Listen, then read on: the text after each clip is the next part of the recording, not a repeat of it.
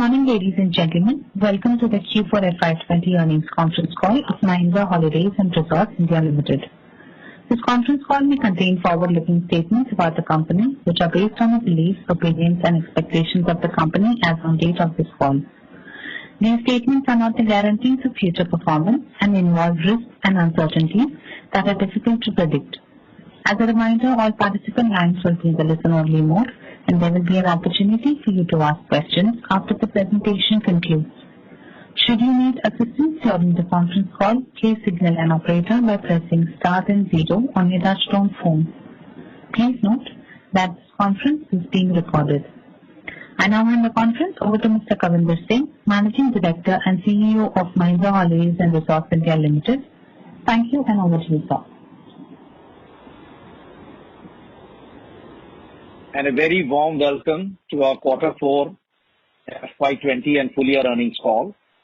Hope you and your family are healthy and staying safe during these uncertain and unprecedented times. Today, I am joined by Mrs. Akhila Balachandar, our Chief Financial Officer, Mr. Dhanraj Murthy, our Company Secretary, and our Chairman, Mr. Arun Nanda. I had requested Mr. Nanda to come for this investor call and share his thoughts, and he has some board meetings thereafter.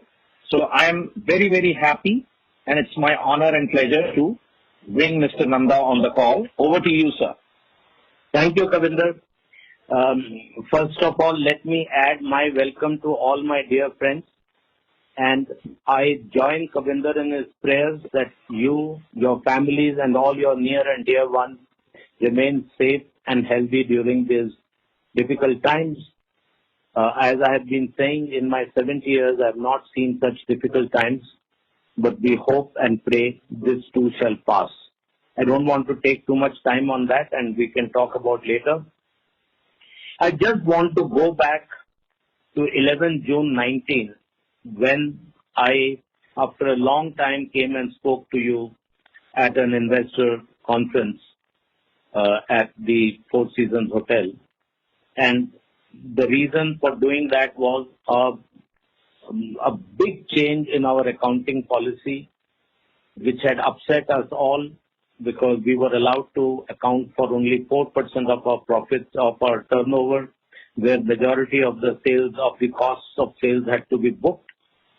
And that had affected our profits significantly. But I had also projected that this is a good news for the investors because it brings predictability of future earnings. I'm very happy to tell you that we had projected a video income of 344 crores and we are at 346.7 crores. We had projected an ASF income of 289.6 crores and we are at 291 crores. We are at a deferred revenue cumulative carry forward of 5,476 crores. We had predicted 5,476 crores. We are at 5,371. This number would have been very close to 5,476 if our sales were totally not lost in the significant of part of March. March is our peak month and we did not get any of the sales. The income would only have come to the extent of 4%. That is why that difference is not showing and it is showing in deferred revenue. I think later on Kavinder can tell you what the March 19 sales were and March 20 would have been similar. And if you add that difference, you will probably come to the same figure. The good news, as again I had told you, that while we carry forward a revenue unbooked of 5,476 crores, the deferred cost which we carry forward against that is 713 crores. That means 4,763 crores is clean profit earned, majority of it realized in cash. And you are carrying it in the books purely because of Ind AS 115. This is earned, and except for small portion which realization of the receivables may not happen, and our receivables are much less than that. So this 4,700 crores, I repeat, is an earned profit which is not booked. And 75 to 80% of that is also realized in cash. So I'm very proud to say that my team, led by Akhila, predicted these figures, and I passed my chartered accountant more than 50 years ago in 1969. I have never seen projections made a year ago being so close to what they have been achieved. So it just shows not only the quality of the management, the quality of team, but it also shows a very high level of predictability because of this accounting standard. For my young friends, I have a question. If some of you, the very bright ones, could answer me that question. If you see my balance sheet, I have 781 crores of cash sitting in my books. I have receivables of 1,682 crores, and I will digress a little. I have spent 47 years in Mahindra and dealt with various industries. If you have debtors of the nature of auto cars, for example, what Mahindra Finance does, or of housing, which are the two big borrowing areas, the securitization costs are high because the lender has to, guy who buys your book has to physically control the assets. In our case, the assets are in our possession. The key to the resorts and his right to use is our control.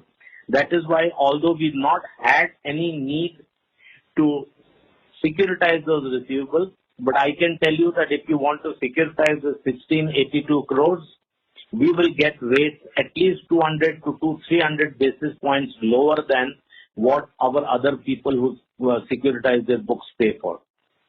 And we have a fixed assets of 2,082 crores, which leads to 4,545 crores. And with zero debt in our books, and in the wisdom of our investors, not you, others also, our market cap is 1,662. It is nearly 1/3 of realizable assets. Forget brand, forget 5,000 crores of revenue, which we have not booked, which net of cost is 4,700 crores. If you add all that, it is 10,000 crores. Plus, I want to make one more point.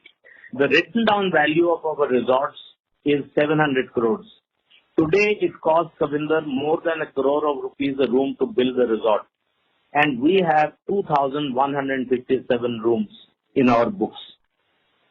So there's a depreciation and escalation into that. That's another 1,400 crores. If you add all of that, means forget future earnings. On what we have in our balance sheet, the value is close to 11,500, 12,000 crores. And you are valuing my company at 1,662 crores.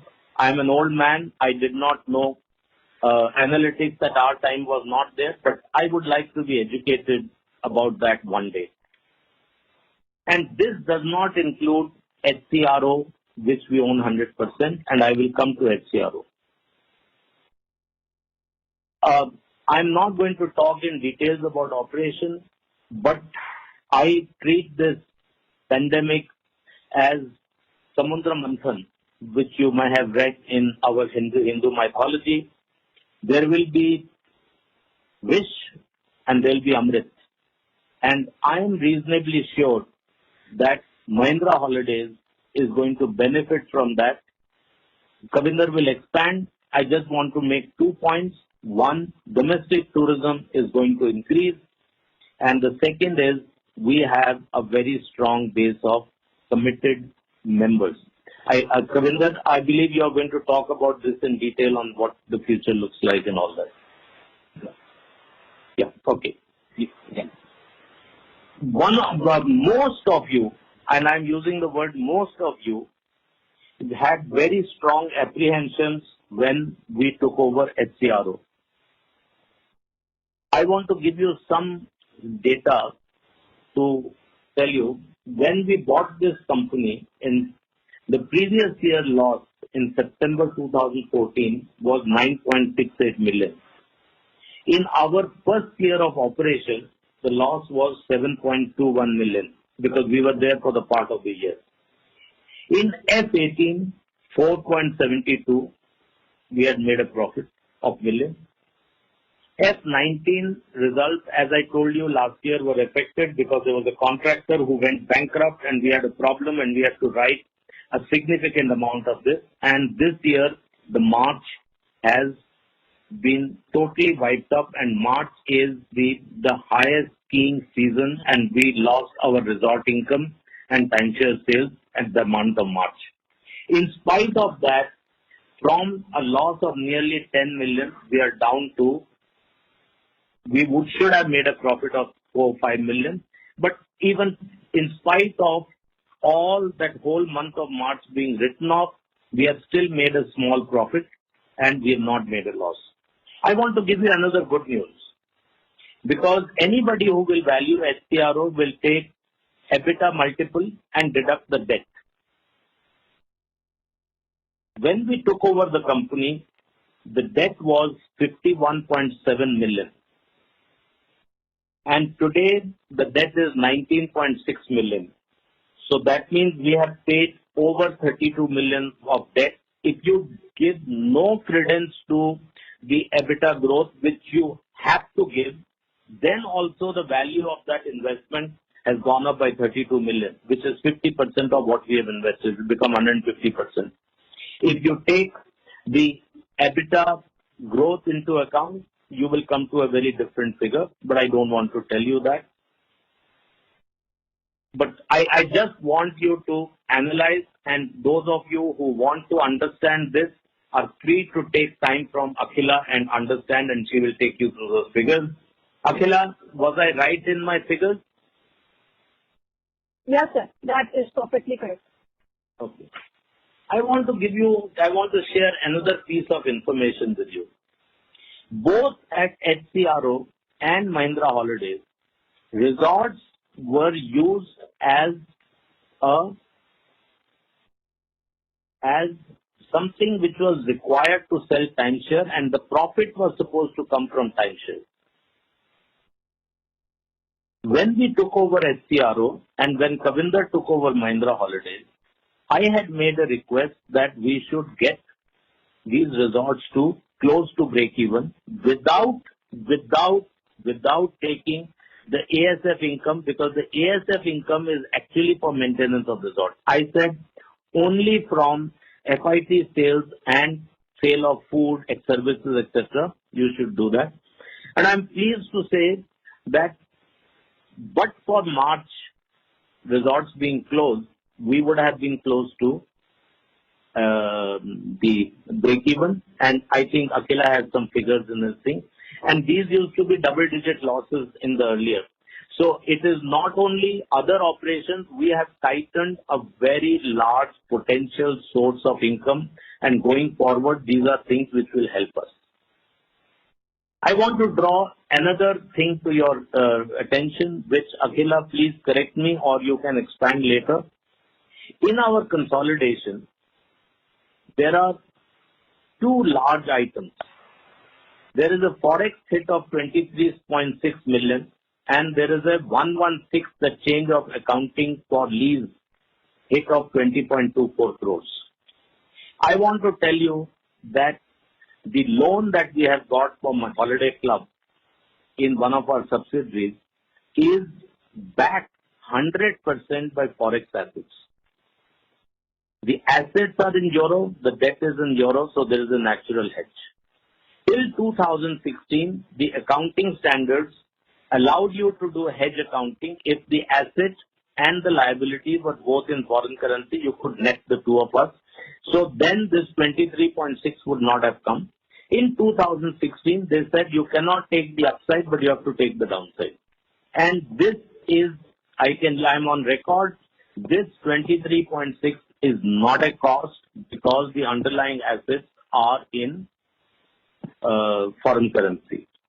And 116 is purely a book adjustment because in the case of Holiday Club, they have long-term lease rental agreement. That's why the figure is 20.24 million. If these two accounting changes had not happened, your profit at a consolidated level would have been higher by 43.9 crores, 43.9 million. That means an increase of nearly 48%.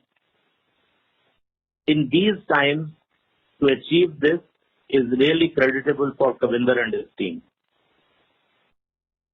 You know, we have been every year from 2016 hit by policy changes of the accounting standards, and which have distorted our results.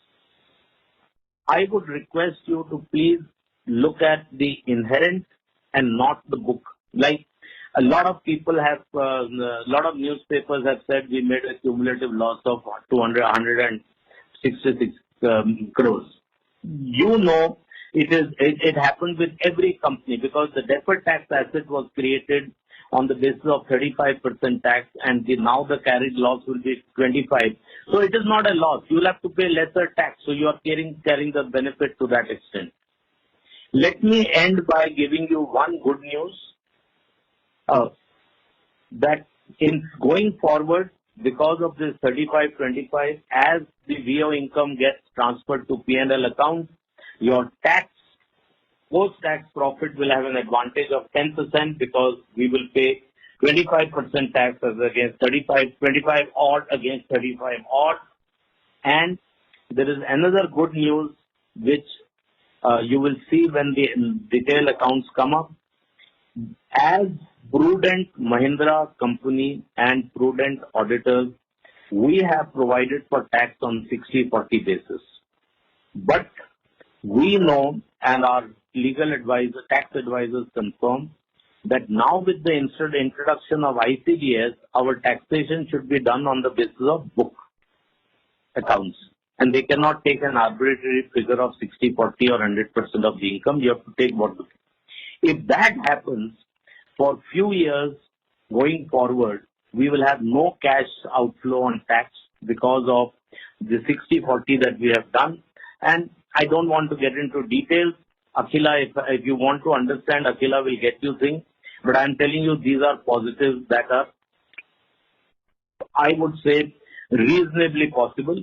Okay, you might say that the IPO will not allow it, but we are reasonably confident that at the tribunal level, we should win this because it's part of the law. So, my friends, I would request you only one thing. Please study our accounts and understand our accounting system and our business model a little more carefully, because we have been hit by these drastic accounting changes, whether it is hedge accounting. Most of it is on account of the VO income. I told you that 5,400 crores, 5,476 crores is unbooked income against a carry forward loss of carry forward expenses of 713. 4,700 crores is income realized. Please look at this when you look at taking a decision on our company. As Kavinder said, I have another board meeting at 11:30, so I'm going to sign off. And I take this opportunity to wish you and your families and all your near and dear ones best of health, stay safe, stay healthy, and please use this quality time to spend more time with family these times. This is the best advantage that has come from lockdown, that we are able to spend quality time with our families. Please do that. And my male friends, please do share a little bit of household chores, because we are becoming like our friends in the West. No domestic staff is allowed to come. With these few words, God bless you all. Stay happy, stay healthy.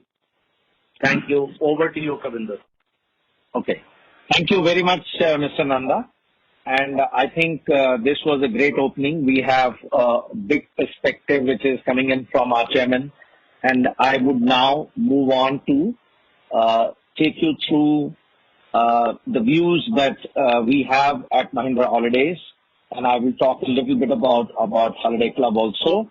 I think let me begin by saying that today, as the world comes together to fight the pandemic, we at Mahindra Group have undertaken multiple initiatives under both preventive as well as the critical care for the affected people in line with our Mahindra Rise philosophy.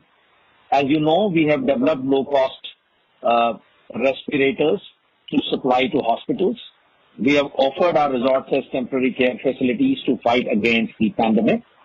We have manufactured hand sanitizers as well as face shields for health workers and launched free emergency cab services under the brand name Alight for the people in need. These are the initiatives that our group has taken across the businesses. I think parallelly at Mahindra Holidays, we are using this time to get prepared for the new normal. As you know, the hospitality and aviation businesses have been significantly impacted. And since travel and tourism contributes to almost 10% of the GDP, the impact is rather widespread. You must have heard about industry associations taking up the issues with the government for various relief measures, whether it is debt restructuring, whether it is the payment of statutory levies, or direct benefit transfer for the people engaged in hospitality sector. These are the things which are today out there all in the news. So I will move on from there to what is our point of view going forward. Our point of view is that once the travel restrictions are eased off, domestic travel will recover faster. Number two, drivable destinations for leisure trips will become more popular. Hygiene and safety will be the key concern, and consumers will make choices accordingly. At these times, we at Club Mahindra are gearing up and focusing on the following. When resorts open, can we deliver contactless experiences, whether it is at the check-in time, check-out time, and dining experiences. In resort experiences, we definitely need physical distancing, but can we have enjoyable activities with families and friends while remaining physically distant? We are also gearing up for best-in-class hygiene and safety standards in the resort public areas as well as in the apartments. While doing this, what is happening on our customer acquisition side? At this point of time, we are using this time to transform ourselves to a digital world that we are already in. Whether it is about calling prospects through videos and making presentation on videos, whether it is training our people on how to set up video calls with the customers, whether it is training the sales team virtually on the new destinations, unique and interesting experiences in the current reality in and around resorts, or whether it is using the member brand evangelist program to assist in closure of sales, we are doing it all. As you know, 3 years ago, we had launched our mobile app. We didn't realize at that time how handy it will come, particularly in the contactless check-ins and various experiences at the resorts, which will be continuously notified through the app. I want to add also a few things that we realized that we have some unique advantages in this situation, in this rather sad situation. Our resorts are spread out and our apartment sizes are bigger. So when we talk of social distancing, spread out resorts, bigger apartment size is an advantage. Our resorts are away from the cities and are close to nature, another advantage. Let me now dwell a little bit on what are the strengths that we see in our business model and are we truly unique and resilient. When we look inside, we realize our biggest strength is our member base of over 258,000 plus member families, and we believe that our member base will look forward to holidaying with us, knowing fully well that we would take care of their hygiene and safety, particularly in the drivable distance resorts. and large part of our resorts are at a drivable distance from metros.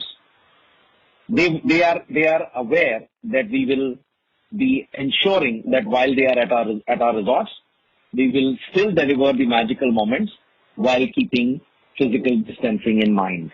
So this is as far as the customer side is concerned, the strength that we see in our business model. The second advantage that we see in our business model is the liquidity position that we have. And as you know, we are zero debt, and we have grown our cash, improved our cash position from 572 crores to 780 crores, 781 crores, and that gives us additional comfort in these trying times.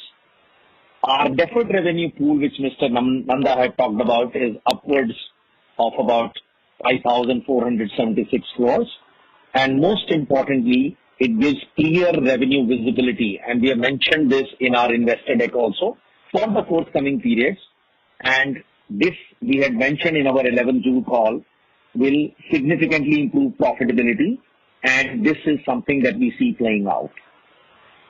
Our focus on receivables management, quality member acquisition, and execution excellence has resulted in a fairly healthy cash position, which I mentioned earlier. I can also mention that our resilience of our business model is visible through our growth in profit before tax in this quarter. On a standalone basis, our profit before tax grew by 27% despite the pandemic situation in March 20. As we speak, our project at Goa Sonora, the brand new resort, is coming up, and due to the lockdown, the project has got impacted. Having said that, starting 4th May, with following all the social distancing norms and with local permissions, as you know, Goa is a green zone, we have started the construction again. Ashtamudi is another resort in Kerala, where the expansion will start once we get all the permission. You know, we have land banks for building greenfield projects, and expansion opportunities in existing resorts are also possible in our scheme of things. Let me move on to the business performance. I just want to bring to your notice that there have been two changes in this year. Ind AS 116, which is a new accounting standard, was notified on March 30th, 2019 and became applicable effective April 1. As you know, this accounting standard has the following, it does following things to our accounts. There are changes in the balance sheet under Ind AS 116, which requires lessees to recognize lease assets, the right of use, and lease liabilities. There are changes in the P&L account under Ind AS 116. There is an amortization of right of use assets and notional finance cost on the lease liability, which substitutes the actual lease rental cost. What it simply means is that you will notice our lease rentals come down, but our depreciation and a new element of financing cost comes in. In our business, the impact has been negligible, but in the Holiday Club Resort, the impact has been of the order of about 21 crores, adverse impacts. Income tax ordinance, we have adopted the lower tax rates. We took the decision in Q4. We are now on a tax rate of 25.1%. The resultant impact as a result of taking this decision is on the deferred tax asset, where we had an accumulated deferred tax asset, which we had to, there was a one-time transition impact, which is what you see, of 199.73 crores in our standalone financial results. And that is what has changed our deferred tax position. Our deferred tax net now stands at 248 crores as on March 20 compared to 426 crores as on March 19. Let me move on to the operational aspects of the performance. You know, COVID-19 has affected our performance in March. We had to shut down almost on a daily basis resorts in line with local advisories as well as falling occupancies. So we noticed that the impact of the COVID-19 in March was especially on member additions and resort operations. The impact on vacation ownership income, annual subscription income, interest and other non-operating income was minimal. We have added 3,616 members this quarter, as against 5,600 odd the previous year. And this has taken our cumulative member base to 258,366. This is a year-on-year increase of 6.1%. Our net member addition count for the year stands at 15,697 members, of course impacted by COVID in March. By the way, I'll spend few seconds on member engagement. Even during the COVID times, we have been ensuring that we remain connected with our members. We are running various digital campaigns, and we are noticing that there is significant amount of engagement happening as a result of that. You may remember that we have talked about building our experience ecosystem, and there was significant progress in that in the year that has gone by. And also, the Club and Select, the program that we had launched has grown, and we are now adding various wellness offerings in that. Let me move on to resort operations. Our resort occupancies for Q4 were at 72.2% versus 83.7% same period last year. Resort performance has got affected, as you know, because of the pandemic, and our resort occupancy, therefore, for the full year is 80.3% for FY20, while until December we were at 83.1%, and despite the pandemic, we were able to achieve occupancy of more than 80% for the full year. Inventory additions, we added in Q4 3 resorts, Agra, Mysore and Bangalore, taking our total resort count to 70, and the number stands at 3,732 rooms. With our Holiday Club subsidiary, we have 60 domestic and 51 international destinations. For the year, we moved from 61 to 70 resorts, and I did talk about the room count already. Let me move on to the standalone financial performance. I would like to highlight that our income for the quarter has moved up by 1.3% in this quarter at 255.5 crores. Profit before tax for this quarter is 29.1 crores as compared to 22.8 crores, which is a growth of 27.3% on YOY basis. Not only that, we were able to improve our PBT margins by 232 basis points in the current quarter. Profit after tax has gone up to 30.5 crores as compared to 14.4 crores. Obviously, there is a benefit of lower tax rate, but if the tax rate lower benefit had not come, even then our profit would have gone up to 18.7 profit after tax, which would be a growth of 29.6%. Total income for the year, as you know, has gone up by 7.6%. Our profit before tax for the full year is at 124 crores, which is a growth of 23.7%. And profit after tax before the one-time transition impact on account of lower tax rate. Of course, transition impact is 199.75 crores. Even if we had not taken the lower tax rate, we would have been at a profit after tax of 79.7 crores, which would be a growth of 24.8% for the full year at full tax rates. I think let me move on to Holiday Club Resorts.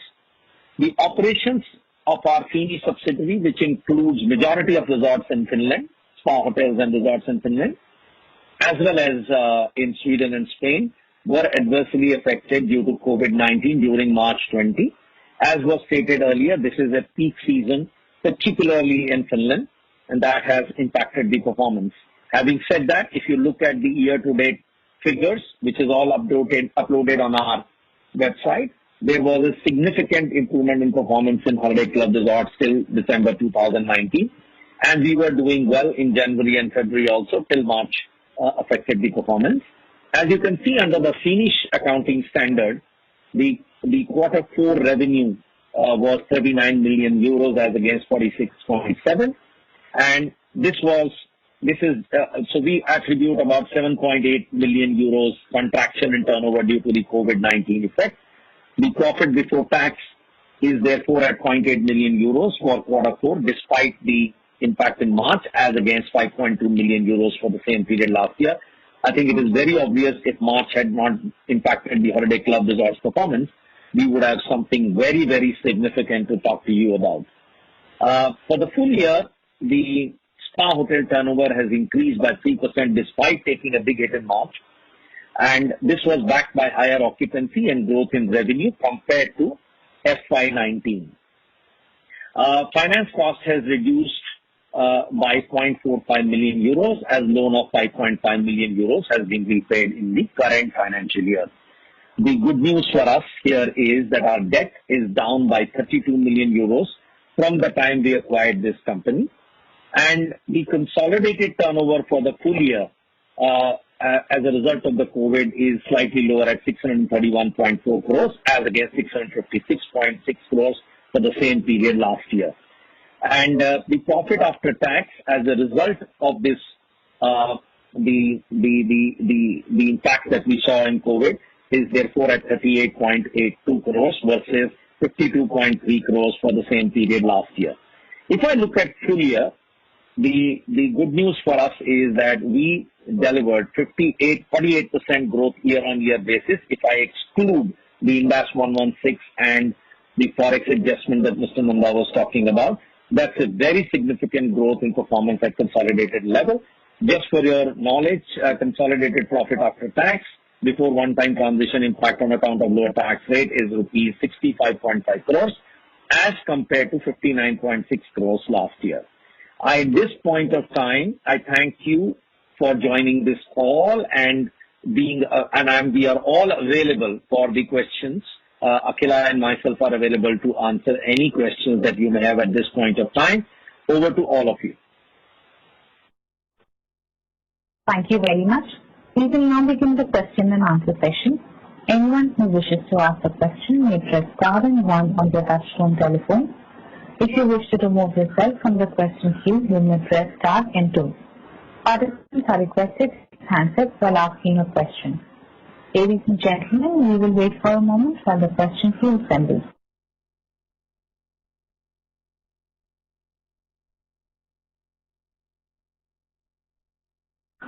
The first question is from the line of Nihal Jam from Edelweiss. Please go ahead. Thank you so much and good morning to the entire management. Hope you all are keeping safe in this current environment. So my first question was obviously related to COVID. The thought obviously I had about the core Club Mahindra product, the 25-year-old or even the 10-year-old Zest, is that it is a high ticket item in terms of purchase and it is travel related. In this environment where there is an issue in terms of job losses and reducing income, and obviously a little bit of scare related to travel. I just wanted to understand in the coming year, what do you think, how would the scenario come out in terms of getting new members on board? And also if you could comment, you did mention about, your change in distribution in terms of getting members, but just a little more thought on that. Okay. I think a very fair question and much appreciated. It gives me an opportunity to share how we are thinking about the customer acquisition. So let's begin by just making it very clear that we have two segments of our business within the timeshare. We have timeshare customer acquisition piece of the business, and then we have the resort business. I think the resort business, I mentioned very, very clearly the moment the travel restrictions are eased off. And by the way, you may notice that even in China, the domestic tourism is now beginning to, actually I don't want to use the word boom, but hotels are already experiencing 50% occupancies, and even the tickets for the Disney as they are opening are being sold out. So there is a big pent-up demand, in my view, that will open up the moment the travel restrictions are eased off and people learn to live with the fact that they have to wear masks, they have to sanitize, and they have to maintain distance. If they learn to live with this new normal, they would still want to go to drivable distances, which is where we are present. Hygiene and safety will be key concerns, which, as I mentioned earlier, we will design, and we are already there as I speak, and we will be best in class. That's the other thing that I can assure. So when the members and their guests would begin to come to our resorts, first of all, we have an on-site sales channel, and that is something that we will ramp up. We have already made plans to ramp up that part of the sales channel. There is a second, sales channel that we use, which is face-to-face meetings. And this is where we, as you know, for the last 3 to 5 years, we have been preparing on our digital journey. We today generate significant amount of leads digitally. That, in my opinion, will continue. And I'll come to the consumer sentiment in a bit. I will answer that part also. So the lead generation, even now as we speak, is going on digitally. Having said that, we think that we have to master is to convert digitally. I'm not at liberty to tell you what is happening in the month of April and May as we speak. All I can tell you is that digital conversions are happening. Having said that, they are not happening at the pace at we would like it to be, because our people are learning, and also the sentiment, as you rightly mentioned, is low. And having said that, what we have done, we are very, very conscious of the fact that there will be a desire, first of all, to travel. There will be a desire to travel to drivable distances. There will be a desire to be at a brand with a brand which will be conscious of safety and hygiene. If this desire continues and the pent-up demand that I was talking about, I think over a period of time, there will be a positive that we will see in customer acquisition. I'm consciously using the word over a period of time. Having said, in the meanwhile, while the sentiment is not so good, and while the plans are not being made for holidaying, people are definitely talking to us, and they are saying, let things ease off a bit. We are very, very excited to sign up with you. Second thing we are also noticing is there is bigger interest on the lower tenure products. I can comfortably tell you that the 3-year product GoZest that we had launched is seeing traction. That is seeing traction like we have never seen before. Having said that, we are very, very clear that we have a portfolio of products, whether it is a 25-year product, whether it's a 10-year or a 3-year. And now we are ready to ensure that this portfolio plays out with the hands of the customer. Customers will obviously make their own choices. And I must also share with you that it is a well-known fact in the timeshare world that when people come into the sampler products of 3 years, etc., they eventually graduate into the higher order products. So we may go through a phase where we may see more shorter tenure products being, bought by people who will eventually see the experience and the fact that domestic tourism will be the theme. The fact that we are going to be safe, ensuring the experiences happen with safety and hygiene and comfort. And once this is established, which will take some time, the moment that happens, there will be a demand for them to convert them from a shorter tenure to a longer tenure. Because I want to make one point, which we say to our customers, that in these uncertain times, there is only one thing which is certain, that Club Mahindra remains committed to serving 258,000 plus members, not for today, not for tomorrow, even for, we are talking about 25-year tenure. So our whole business model is built on certainty and longevity. And that is something that we believe will put us in good stead in the coming times. That's very helpful, sir. So I had a few questions. I'll just take one and probably get back in the queue. That in terms of your member addition of 3,600 for this quarter, would it be possible to break up how Jan and Feb were and how March did separately? As of now, we have not put that out in the public domain, but we take your request and we will come back. But I can confirm this to you that in March, whatever we had planned to do, we ended up doing probably 35-40% of that. So that probably, largely explains why we were expecting to grow beyond 5-6, and we would have probably, grown at least 10%, if not more. That's what we were looking at. And if you say, let's say we were supposed to come at 6,000, and because we would have hit 18,000, we were very sure, which is the number that we had achieved last year at the total level. And just this drop has costed us, you can say already at least 2,400 units in March. So that's the kind of drop that we had. And we are very, very clear that had it not been for pandemic, and we had great momentum, in fact, in the first 10, 12 days, around the holy time. Post the holy time, around 10th March, we noticed the problem beginning to happen. And yet, I think in certain parts of the country there was no COVID-19, and therefore the momentum continued for a while, and then of course it petered off. That's helpful. I'll come back in the queue. Thank you so much. Thank you. We would request the participants to please limit your questions to 2 per participant. The next question is from the line of Aditya Bagal from Axis Capital. Please go ahead. Hi, sir. Good afternoon, and thank you so much for taking all the time and giving really candid answers.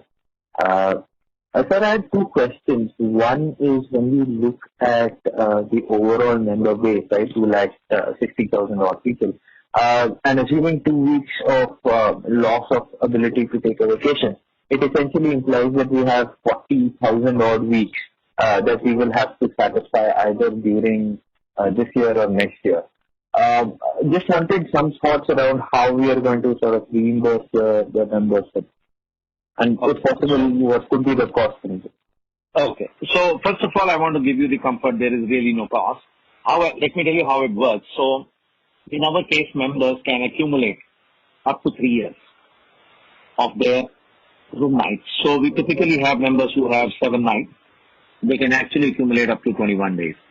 So really speaking, go ahead, Aditya. You want to come in again? Go ahead. Yeah, I understand that. But assuming that people who wanted to take this vacation in this last 2 months and could not, they could probably, I understand that they could roll forward, they could, go up the pyramid, they could go diagonally. There are multiple ways that they could use these nights. I'm just saying that if they decide to go through the other channels, for example, they decide to use our partner hotels instead of Club Mahindra properties, is there an additional cost which is attached? That is the only. So let me explain you how it works. So first of all, as far as the demand side is concerned, I don't think that the moment travel restrictions are eased off, there will be a very big spurt in demand. There will be demand, and it will sort of begin to come up. And so there will be a time during which there will be a transition period that will happen. And during this transition period, first of all, we don't see any issues in satisfying the demand, because anyway, all of them will not come at the same time to holiday.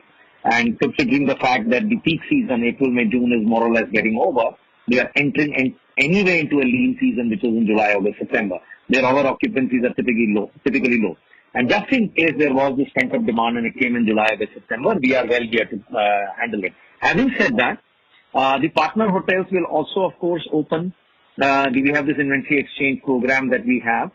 The partner hotels, which we have about 180 of them around the world, and of course 100 of them in India. And since we are talking India right now, they will also slowly and gradually open. When it comes to the payout, as far as from our side is concerned, first of all, we get very, very good price from these hotels and the resorts. And we don't keep any margin, and the same price is passed on. But the way we handle it, as you know, there is a room night that the member has, and we value it internally, and there is a small exchange fee that the members pay. Now, are you saying that the partner hotel demand will skyrocket, and therefore we will have to make the payment valuing the room night to the partner hotels? Theoretically, yes, but practically, I don't see that as an issue. So as far as we are concerned, we do business modeling. We don't see this to be of a significant value or impact. Fair enough, sir. Understood. Second question, sir, both to you and Akhila ma'am, is we've seen a significant reduction in terms of our other operating overheads in Q4. Just wanted to understand how much of this is structural in nature. How much is essentially because, there was a reduction in terms of resort income, and there was 2 weeks of shutdown in March. Yeah, I just want to mention this before Akhila can come in with the relevant figures. See, just at a conceptual level, I wanted to make it clear. That's a very good question.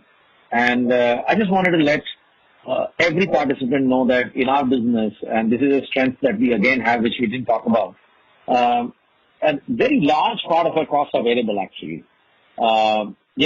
If you run resorts, there are costs. If you don't run the resorts, even lighting and electricity, which is a big cost, energy cost, goes down dramatically. Okay. And if you really look at the costs which hotels have typically, the debt which we don't have, and then we talk about, so energy is the other one, and then we come to the people cost. Now, if you really look at the people cost, we have structured our compensation, particularly in the front line in sales, even at the middle level and senior levels. There is incentive which gets accrued when the sales happen. So since the sales started to come down, there is that loss of incentive which is built into the compensation structure. So in our case, even people costs have a variable component. And that variable component, if the outcomes are not achieved, obviously that variable component does not become payable by design. And this is not a system that we designed today. This has been there for many years. So by design, I would say that we are a resilient business because our variable costs are very, very, they actually come in line with the sales. And the moment we pull back because of the pandemic situation, we were able to drop our variable costs very, very quickly. And that is what you are seeing as an impact. And that is why to some extent our margins also improved. But I would let Akhila handle this question. If Akhila wants to come in, most welcome. Akhila, please give your perspective. Yeah, thanks, Kavinder. And I'm just adding to what Kavinder has rightfully said. In any hotel business, we have three main fixed costs. One is the people cost, the second is the HLP, which is actually semi-variable, and of course the payment on the debt, which is the interest cost. In our case, we do not have the interest cost, which is known to all of you. As far as the people cost goes, like Kavinder rightly said, a large portion of our people cost is also variable, being incentive driven. If you really look at our cost of acquisition, here a large portion, and let me say majority of the portion, is actually variable or semi-variable. For example, we do lead generation activities. We do a lot of engagement activities. Sorry to interrupt. Akhila ma'am, we are unable to hear you. Your voice is breaking. Give me 1 minute. Let me just maybe move somewhere else. Am I clear now? It's still the same, ma'am. Hello? Hello, am I clearer now? Yes, slightly better. Okay. So I was just adding to what Kavinder has explained. Even our cost of acquisition is actually highly variable and semi-variable. For example, our lead generation activities, it is completely variable. We do a lot of engagement activities for our prospectus, and in these times, since we were unable to do some of these activities, these costs have not got incurred. To that extent, I think our model by design, a large portion of our costs are variable or semi-variable. Marketing costs that we spend on brand building, that to some extent is again semi-variable. We do a lot of spends on the digital, which is again very semi-variable. But apart from that, a large chunk of our cost is actually